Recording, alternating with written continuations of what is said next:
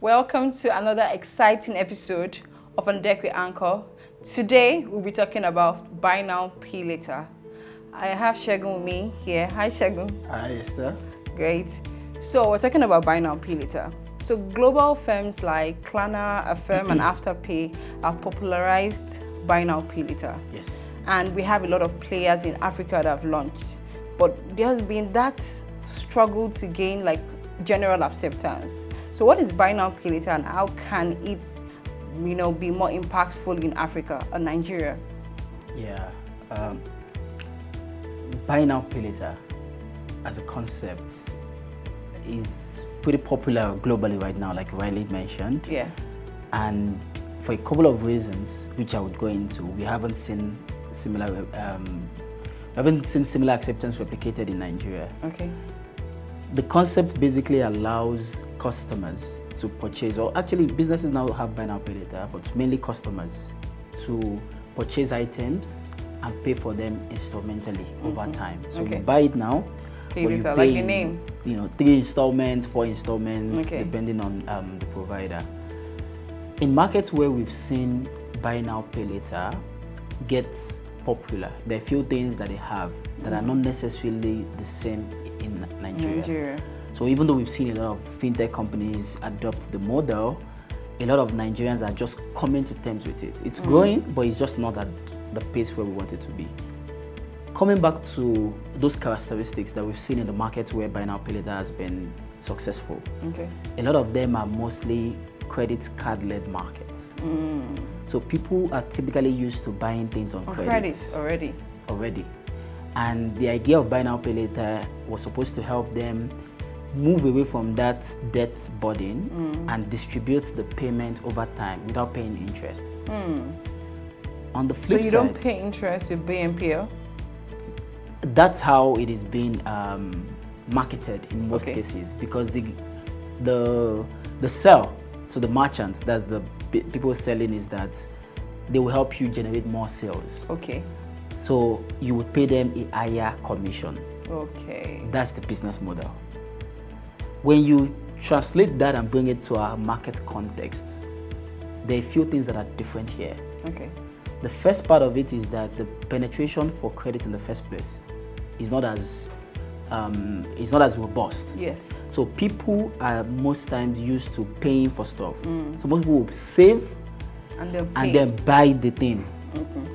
That's the first thing.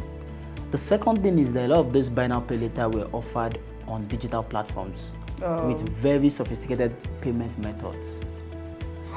Nigeria, a lot of people still buy things in physical stores. So they don't, the e-commerce penetration is still around low. 3%. So if you look at the markets where we have only 3% of the population buying things online, expecting those people to now adopt it, because it's only a percentage of that.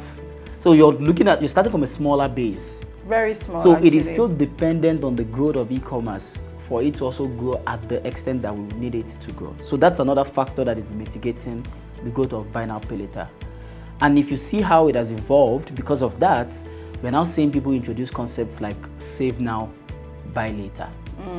And what that does is it mirrors that the culture where people typically would save and then to buy.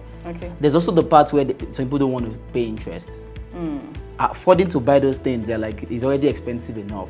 In many cases, the buy now, pay later providers that we have, the price they charge is slightly higher than if you go to the market, even though some would say it's not, but in more cases than often than not, it is actually higher.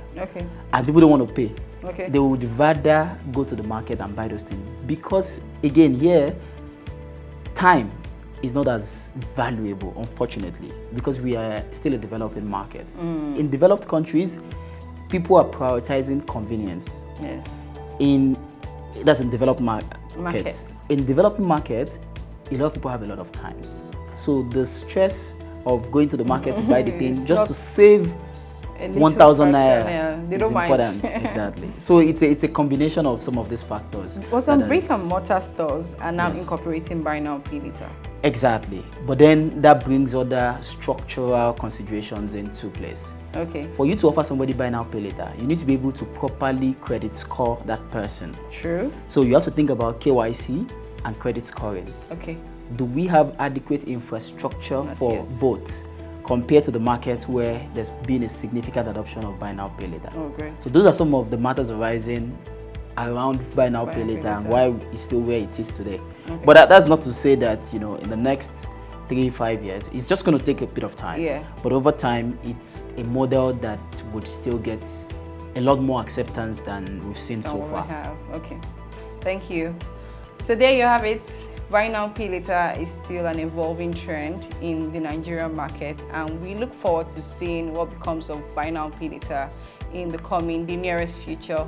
That's it on today's episode of On Deck with Anchor. See you next time. Bye.